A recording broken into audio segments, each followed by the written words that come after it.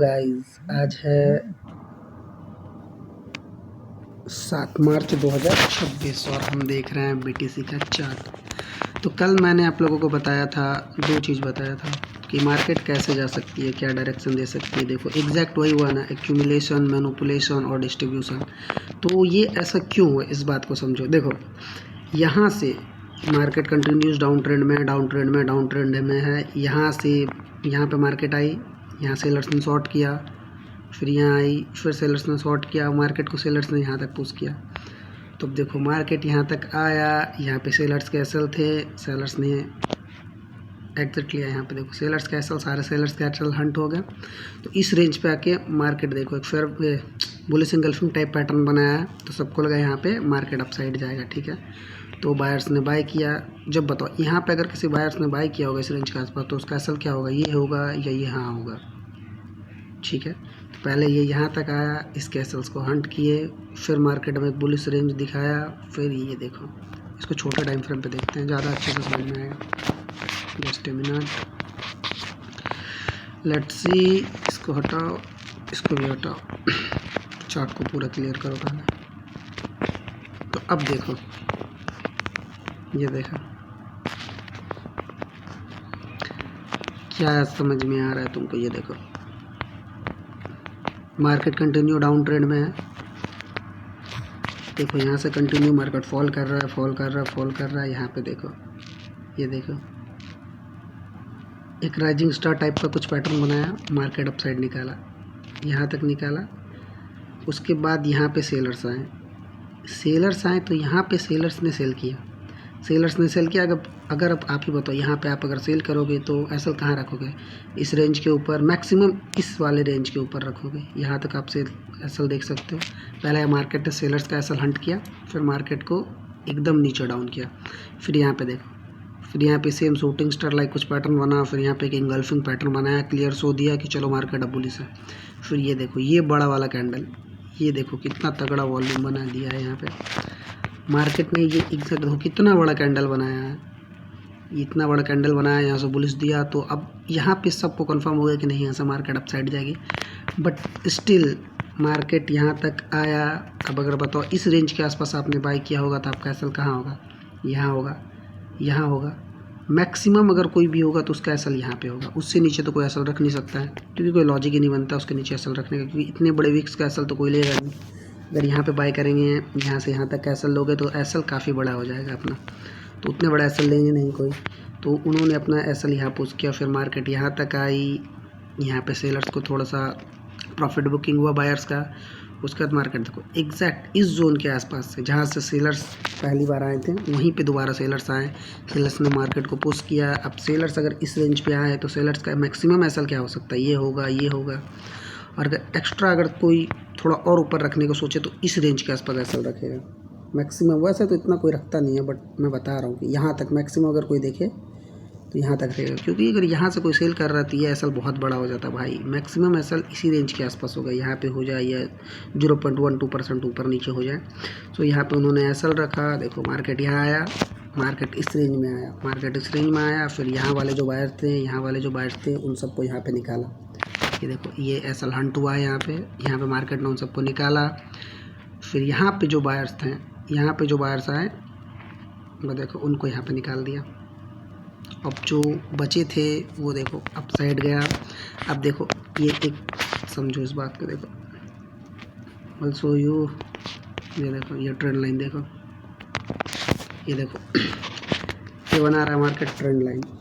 बार multiple touches यहाँ पे हैं, तो यहाँ पे देखो ये कैंडल ब्रेकआउट हुआ, फिर स्ट्रेट 3 कैंडल। अब इतने बड़े कैंडल बन रहे हैं तो कोई भी फोमो में एंट्री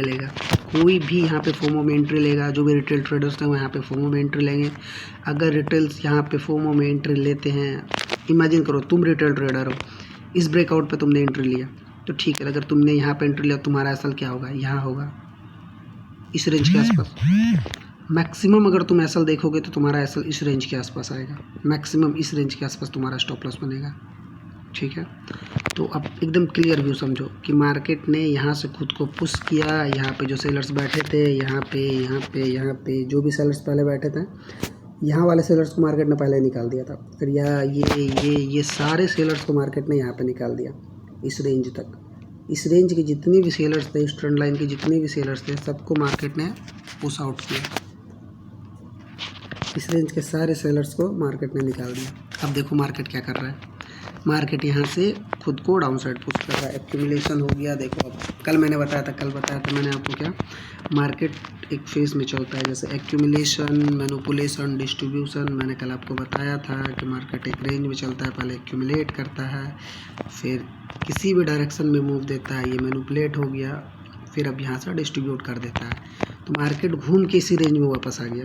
तो इसे क्या बोलते हैं भाई, ये हुआ तुम्हारा एसएल हंटिंग। यहीं पे मार्केट ने तुम्हें ट्रैप कर लिया और तुम समझ नहीं पाए मार्केट का मूव को। सो ट्रेडिंग इतनी इजी नहीं है भाई जितना दिखता है। ट्रेडिंग को समझने में टाइम देना पड़ेगा यार, 2 साल 3 साल तो मिनिमम लग ही जाएगा। उससे पहले तो कोई एक्सपेक्टेशन रखना ही मत कि कुछ हो पाएगा। तुम प्रॉफिट कर सकते हो, 1-2 बार प्रॉफिट हो जाएगा तुक्के के बेस पे, बट ऐसा नहीं है कि तुम कंटिन्यूस प्रॉफिट कर लोगे। अगर तुम प्रॉफिट कर रहे हो तो तुम अगर अपने ग्रीड पे कंट्रोल नहीं कर पाए, होप ट्रेडिंग करे, तो एक ना एक दिन तुम्हारा अकाउंट ब्लो होने वाला है, तुम्हारा पूरा कैपिटल वाइप आउट होगा। मैंने भी कराया अपना 2-3 बार। सो नाउ देखो अब क्या सीन बन रहा है। तो अब सेलर्स कहाँ पे बैठे हैं, इस रेंज के आसपास बाय किए, तो यहाँ पे कुछ सेलर्स हैं, मैक्सिमम सेलर्स यहाँ पे बैठे हैं, ठीक है। तो मेरे अकॉर्डिंग कि मार्केट खुद को इस रेंज तक पुश करेगा, इस रेंज तक मार्केट खुद को इस रेंज तक पुश करेगा, ये पूरा रेंज तक पुश करेगा, इस वाले रेंज तक पुश करेगा मार्केट खुद को। इस रेंज के आसपास तक मार्केट आएगी, इस रेंज पे आएगी, फिर यहाँ से घूमेगी, और फिर मैं यहाँ से देख रहा हूँ, मैं अभी मार्केट को कुछ ऐसे ही देख रहा हूँ। लेट्स सी, यहाँ से यहाँ पे, फिर यहाँ पे थोड़ा सा कुछ ऐसा सेटअप बनाएगी।